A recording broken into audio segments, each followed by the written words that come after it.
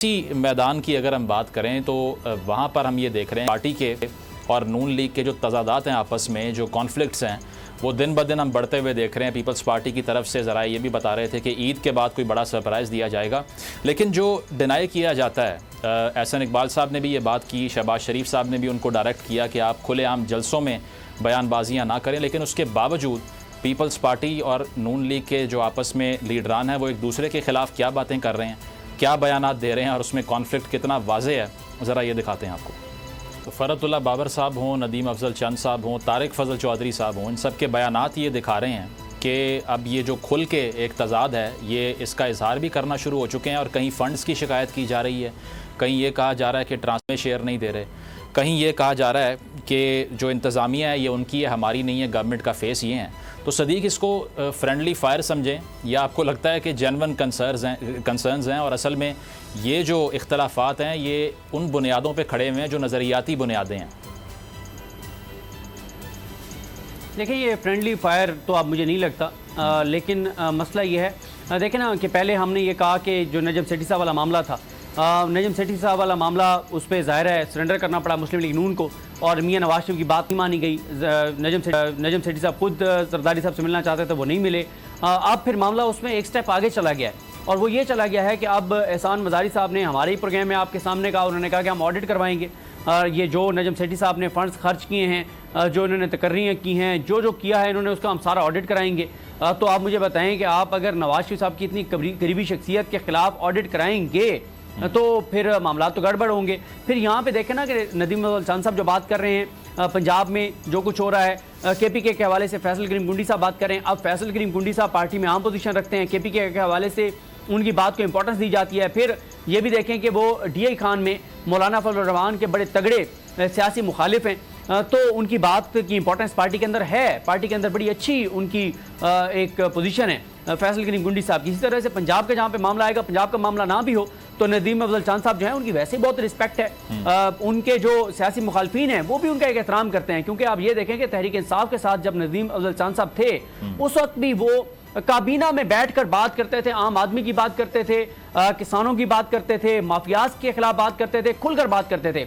और मैं आपको बताऊं, चंद साहब ने एक मीटिंग के अंदर यहाँ तक कह दिया, जो चेयरमैन PTI थे उनको यहाँ तक कह दिया कि ये जितने लोग, एक तर्जमानों का एक इजलास था और आपको पता है कि यहाँ हमारी हर पार्टी जो पॉलिटिकल पार्टी है उसमें ये होता है कि क़यादत की बहुत से रहनुमा बैठ के और खुशामद करते हैं या वो बात करते हैं जो क़यादत सुनना चाह रही होती है। तो एक मीटिंग में बड़ा खुल के नदीम अफजल चंद साहब ने कहा कि हमें अगर आप यहाँ पर बुलाते हैं तो हमारा काम यह है कि हम आपको सच बताएं, हकायक बताएं, लेकिन बदकिस्मती से यहाँ लोग बैठ के खुशामदें करते हैं। और चंद साहब ने वहाँ पे खुल के कहा था कि ये गलत चीज़ें हो रही हैं, इस तरह से माफियाज को फायदा दिया जा रहा है, ये होना चाहिए जो नहीं हो रहा और ये जो नहीं होना चाहिए वो हो रहा है। तो ये सारी चीजें उन्होंने खुल के की, तो बड़ी उनका एहतराम भी है चंद साहब का, उनकी आपको पता है एक इंपॉर्टेंस भी है उनकी बात की।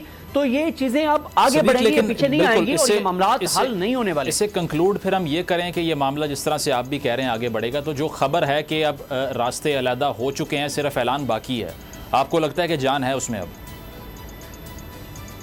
बिल्कुल ये बात दुरुस्त है, क्योंकि पीपल्स पार्टी अब ये भी तासुर दे रही है कि पीपल्स पार्टी ये भी तासुर दे रही है कि जनाब ये तो नून लीग जो है वो इलेक्शन से भाग रही है। और मैं उस पर थोड़ा सा, क्योंकि मुझे आवाज़ दुरुस्त तौर पर नहीं आ रही थी कि दरमियान में, क्योंकि हमारे वो एक ब्रेकिंग चल रही थी कि जो चंद साहब को पता नहीं आपने वो शॉट चलाया नहीं चलाया जिसमें उन्होंने यहाँ तक कहा कि एक पार्टी है जिसको बैसाखियों का इंतजार है, बैसाखियों के बगैर वो जा नहीं सकती इलेक्शन में, तो उनको बैसाखियों का इंतजार है। इस तरह की भी उन्होंने बात की है उसी प्रोग्राम में, ITV के प्रोग्राम में। तो बात यह है कि जब इस तरह के बयानात देंगे और इस तरह से खुल के आप बात करेंगे, इस तरह से खुल के तनकीद करेंगे, तो फिर ये फ्रेंडली फायर तो नहीं है। लेकिन मसला ये है कि नून लीग जो है, नून लीग ने भी अब ये फैसला किया है कि वो इस सारा मामला आसिफ अली जरदारी साहब के सामने रखेंगे और उनको ये बात कहेंगे कि जनाब आपकी पार्टी के रहनुमा ये बातें कर रहे हैं, ये प्रेस कॉन्फ्रेंस कर रहे हैं और आप आजकल ना सिर्फ नून लीग की बेबसी देखा करें। जब पीपल्स पार्टी के हवाले से बात आती है, मैं अज़मा बुखारी साहबा को देख रहा था मोहम्मद मालिक साहब के प्रोग्राम में, वो बेचारी इतनी बेबस थी कि उनका ज़ाहिर है उनका अंदाज तो जारहाना है, वो मरीम नवाज साहबा के क्लोज हैं और जारहाना हमेशा वो बात करती हैं लेकिन पीपल्स पार्टी के मामले में हाथ बांध दिए गए हैं नून लीग के जो एग्रेसिव रहनुमा है उनके भी, कि आपने कोई बात नहीं करनी। अब वो आए बाएं शाएं और मुख्तलिफ तरीके से बात करते हैं कि हम फिर बोलेंगे तो ये होगा। लेकिन इसकी एक एक्सप्लेनेशन ये भी तो हो सकती है ना, जो सुनने को भी मिल रही है कि पीपल्स पार्टी ने पार्टी के इनर सर्कल्स में ये फैसला किया है कि जो पंजाब में एंटी नवाज वोट है उसको कैप्चर कैसे करना है और उसके लिए ये हिकमत अमली है। तो इस पर इत्तेफाक है इससे आपको? देखिए, ये बात तो एक तस्लीमशुदा हकीकत है कि अगर पंजाब में पीपल्स पार्टी ने वोट लेना है तो वो पीएमएलएन को टारगेट करके वोट लिया जा सकता है ना।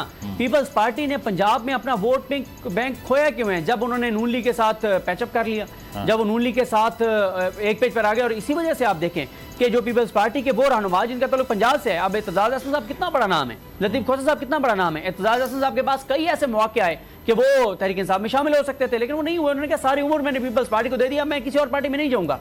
आज मैं आपको ये भी बताऊं कि आज जब प्रेस कॉन्फ्रेंस की एतजाज अहसन साहब ने और लतीफ खोसा साहब ने, तो मैंने आखिर में सवाल किया, मैंने कहा ये बताएं कि आप तो आज की समात पे बड़े मुतमईन हैं, लेकिन आपकी पार्टी मुतमईन नहीं है। उन्होंने तो आप दोनों की रुकनियत तक जो है वो मुअत्तल कर दी है। तो उस पर लतीफ खोसा साहब ने तो कोई जवाब नहीं दिया, वो वहाँ से चले गए। उन्होंने कहा छोड़ें ये सवाल को, उन्होंने इग्नोर किया। लेकिन एतजाज अहसन साहब ने कहा कि जो फेम बनाई जा रही है यही वॉल ऑफ फेम साबित होगी। तो उन्होंने कहा कि ये आप देखेंगे। तो एतजाज अहसन साहब ने ये जवाब दिया और पार्टी के अंदर जाहिर है उनकी मुखालफत है। लेकिन अगर इस तरह इख्तिलाफ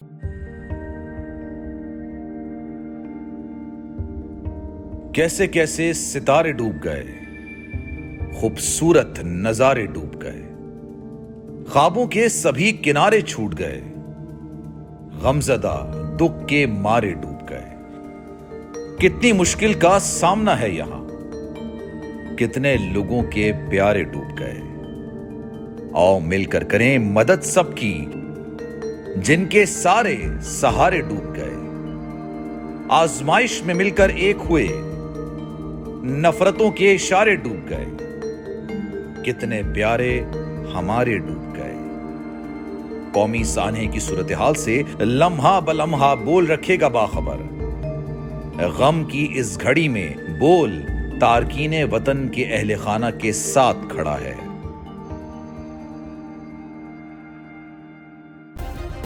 सब्सक्राइब करें और बेल दबाएं ताकि कोई खबर रह न जाए।